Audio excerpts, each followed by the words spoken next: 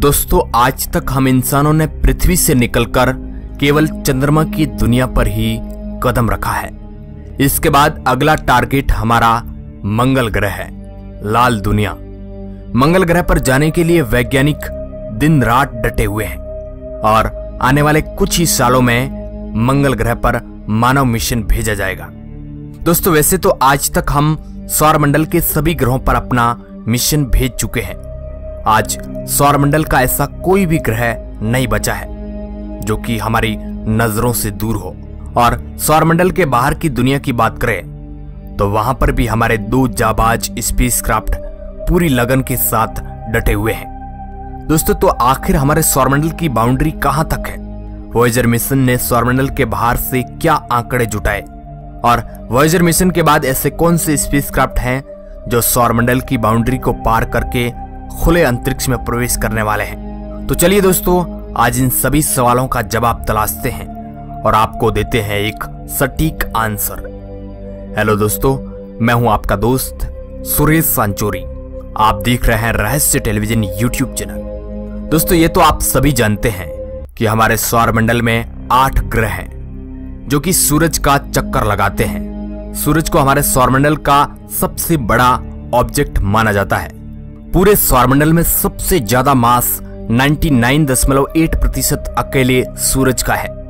इस बात से आप अंदाजा लगा सकते हैं कि सूरज कितना बड़ा है। यही वजह है कि सूरज सौरमंडल में मौजूद सभी ऑब्जेक्ट को कंट्रोल करके रखता है।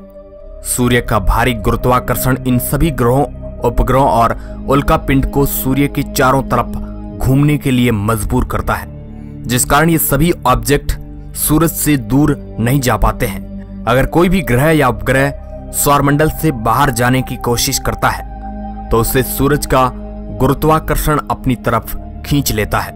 हम आपको बता दें कि जिस तरह किसी भी रॉकेट को पृथ्वी के गुरुत्वाकर्षण से बाहर निकलने के लिए एक निश्चित स्पीड हासिल करनी पड़ती है, उसी प्रकार सूरज के गुरुत्वाकर्षण से बाहर निकलने के लिए भी एक निश्चित स्पीड हासिल करनी पड़ती है।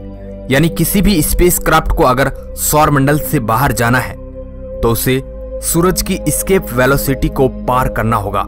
यही कारण है कि किसी भी अंतरिक्ष यान को सौरमंडल से बाहर जाने के लिए एक खास स्पीड हासिल करनी पड़ती है। उस स्पीड के बिना सौरमंडल से बाहर जाना असंभव है। सूरज की एस्केप वेलोसिटी सरफेस पर 618 किलोमीटर पर सेकंड की है। यानी कि अगर सूरज के एटमॉस्फेयर से किसी भी अंतरिक्ष यान को बाहर निकलना है तो उसे 618 किलोमीटर पर सेकंड की स्पीड हासिल करनी पड़ेगी। लेकिन दोस्तों, जैसे जैसे हम सूरज से दूर जाते जाएंगे वैसे वैसे सूरज की एस्केप वेलोसिटी भी कम होती जाएगी।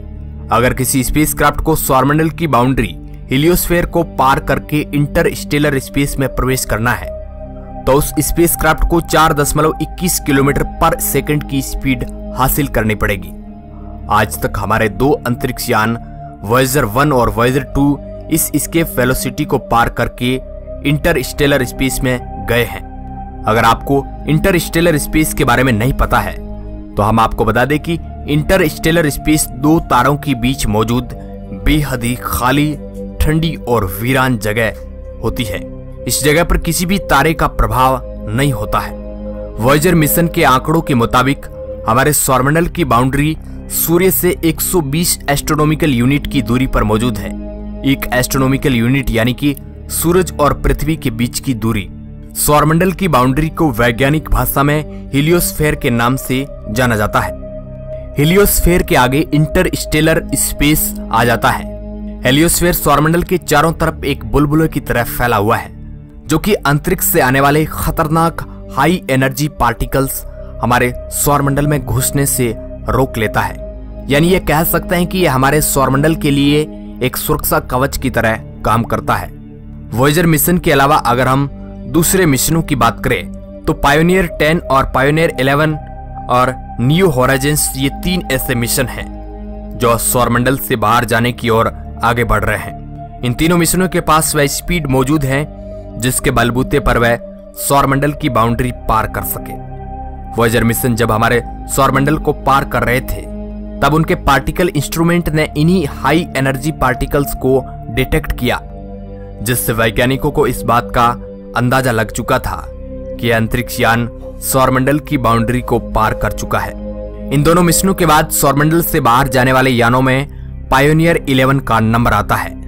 1973 में लॉन्च हुआ पायोनियर 11 मिशन, जिसका लक्ष्य सौर हवा, एस्टेरॉयड बेल्ट के साथ ही जुपिटर और सैटर्न ग्रह का करीबी से अध्ययन करना था।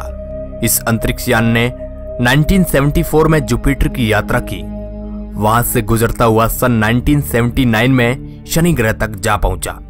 साल 1995 में जब यह सौरमंडल के बाहरी क्षेत्र की यात्रा कर रहा था, तब इससे हमारा कम्युनिकेशन टूट गया था, जिस कारण अब इसकी सही लोकेशन के बारे में वैज्ञानिकों के पास कोई भी जानकारी नहीं है।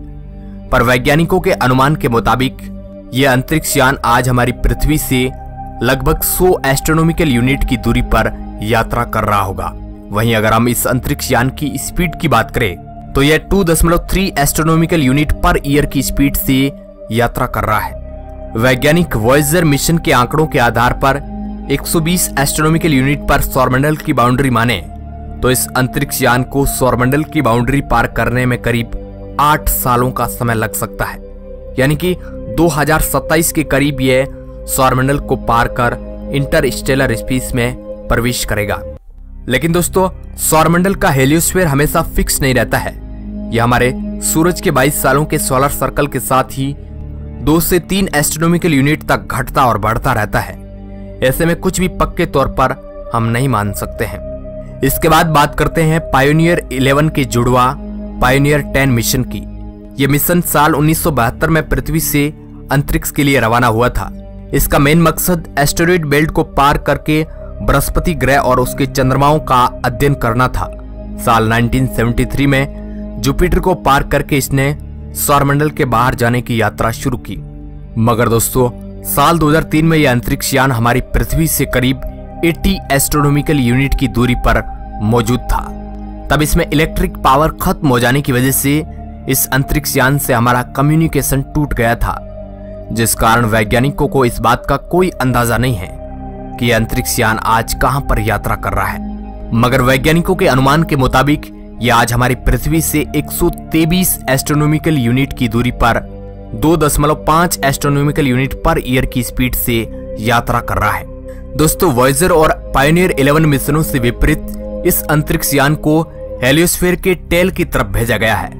वैज्ञानिकों की माने तो जहां हेलियोस्फीयर का हेड 120 एस्ट्रोनॉमिकल यूनिट पर मौजूद है, वह इसका टेल वाला भाग करीब 220 एस्ट्रोनॉमिकल यूनिट की दूरी तक फैला हुआ हो सकता है। इसलिए इस अंतरिक्ष यान को सौरमंडल की बाउंड्री पार करने में करीब 38 सालों का समय लग सकता है। यानी हम आसान शब्दों में कहें तो 2057 में यह सौरमंडल को पार कर सकता है। सौरमंडल को पार करने वाला 5वां मिशन न्यू होराइजन्स मिशन है। बेसिकली इस मिशन को प्लूटो के लिए बनाया गया था। 2006 में पृथ्वी से रवाना हुआ यह अंतरिक्ष यान करीब 2015 में प्लूटो के पास जा पहुंचा। इस अंतरिक्ष यान ने प्लूटो के बारे में कई अहम जानकारियां हमारे वैज्ञानिकों तक पहुंचाई। प्लूटो के बारे में जितनी भी हमारी धारणाएं थी, इस अंतरिक्ष यान ने सब कुछ बदल कर रख दिया। प्लूटो की एक ऐसी दुनिया दिखाई जो कि हमारी सोच से भी परे थी। लेकिन प्लूटो की यात्रा करने के बाद इस मिशन का मकसद खत्म नहीं हुआ था। इसके बाद इसने काइपर बेल्ट में मौजूद एक ऐसे ऑब्जेक्ट के बारे में जानकारियां हमारे वैज्ञानिकों तक पहुंचाई, जहां तक पहुंचना हमारे लिए नामुमकिन सी बात थी। इस अंतरिक्ष यान में इतनी एनर्जी मौजूद है कि यह साल 2030 तक हमारे पास जानकारियां भेज सकता है, जिस कारण वैज्ञानिकों को आस है कि यह मिशन काइपर बेल्ट के बारे में कई महत्वपूर्ण खुलासे कर सकता है। आज ये अंतरिक्ष यान हमसे 43 एस्ट्रोनॉमिकल यूनिट की दूरी पर मौजूद है। न्यू होराइजन्स को सौरमंडल को पार करने में 24 सालों का समय लग सकता है, यानी कि लगभग 2043 तक यह इंटरस्टेलर स्पेस में जा सकता है। वॉयेजर मिशनों की तुलना में यह काफी एडवांस मिशन है। ऐसे में सौरमंडल को पार करने तक अगर यह मिशन सही तरीके से काम कर जाता है तो यह इंटरस्टेलर स्पेस से जुड़े कई महत्वपूर्ण मुद्दे हमारे वैज्ञानिकों तक पहुंचा सकता है। अब दोस्तों, आप इन जाबाज मिशनों के बारे में क्या सोचते हैं? अपनी प्रतिक्रिया हमें नीचे कमेंट बॉक्स में जरूर बताएं।